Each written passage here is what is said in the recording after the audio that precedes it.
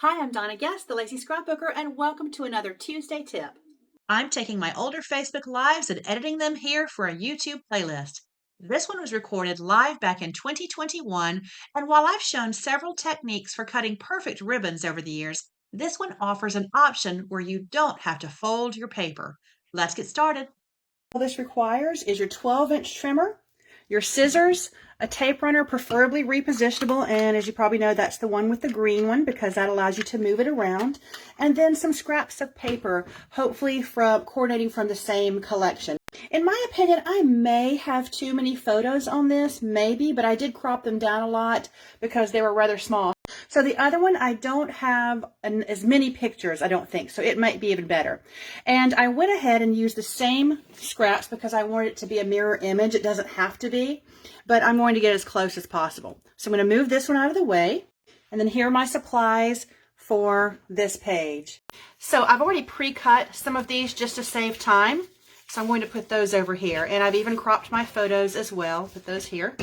And so I've got all these scraps. It's important to note, I should have said you need a ruler too, because I started over here and I just started cutting and putting the scraps down, starting with the longest ones over here and the shortest ones up here. When you get to the last one, that's when you need a ruler to make sure you're measuring it perfectly. I left about 1/8 of an inch border in between. And other advice, I did this directly on my scrapbook page. And so this white strip, this white ribbon right here, doesn't stand out as much, but I really love that paper with the stars, so I used it anyway. So as you can see, it kind of blends in with the white background. So just keep that in mind when you're choosing your scrap paper, and you could, of course, put this on a piece of paper, and I did it directly on my scrapbook page. So we're going to start here. I'm going to show you the easiest way to make a perfect ribbon if it's important to you to make it very even.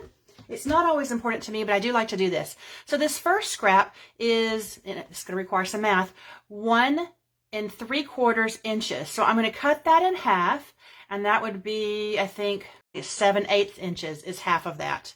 I do love fractions, so I get to use it here. So I've got it to 7/8 right here. So there's my inch right there, if you can see that. And then over here, I've got it to 7/8. So I'm just basically, and you don't have to do the math actually. I can see that the one's right there and the one's right there. So no math required. All right, and then I'm going to just slice, not the whole thing, but just maybe 1/2 inch to 1 inch, and they can all vary.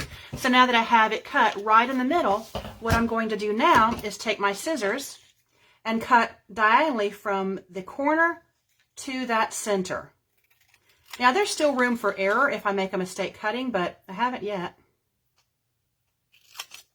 So it's perfect, and it's perfectly centered there. So that's a great, I'll just leave that there, a great technique to do that. So let me whip out these other ones, but I'm centering that, 3/4 inch here, 3/4 inch there, and do a little cut there. Same thing with this. Yeah, no math needed, just center it between the two ones there. Oh, and here's the big one. This one is, I believe, 3 inches. So this one's going to go from 1.5 inches to 1.5 inches. And again, I did not measure how far I cut up into that. They're all going to vary. So now I aim it for the center that I just cut. Almost done. One more. The white one I said I might not use if I did this again.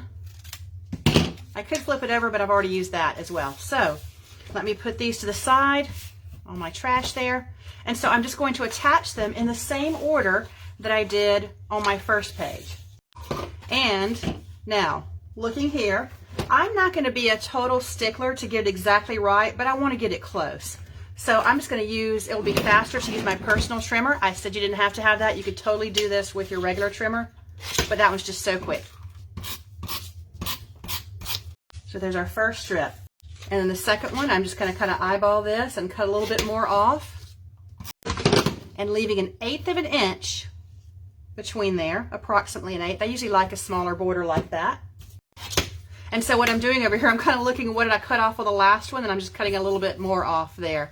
And you actually may not have to cut yours. If your scraps are smaller than this, you just kind of work with what you have, and you may not have to cut off like I'm doing. I knew I wanted to use this paper, so I really only had one page that had been cut into of the current pack. So I'm going to end up with some new scraps. Okay, and we have 2 left, and hopefully they're going to fit just perfectly. We will see. That one is actually good as is. I don't need to cut it. Let's see what we've got here. Okay, I need to trim this one just a little bit, and I've already cut one side, but you know, honestly, I think this is thinner over here and I wasn't quite in the center, so I'll just cut just a teeny bit off of this side over here. Perfect. And I do need to cut a little bit off to make it shorter up there.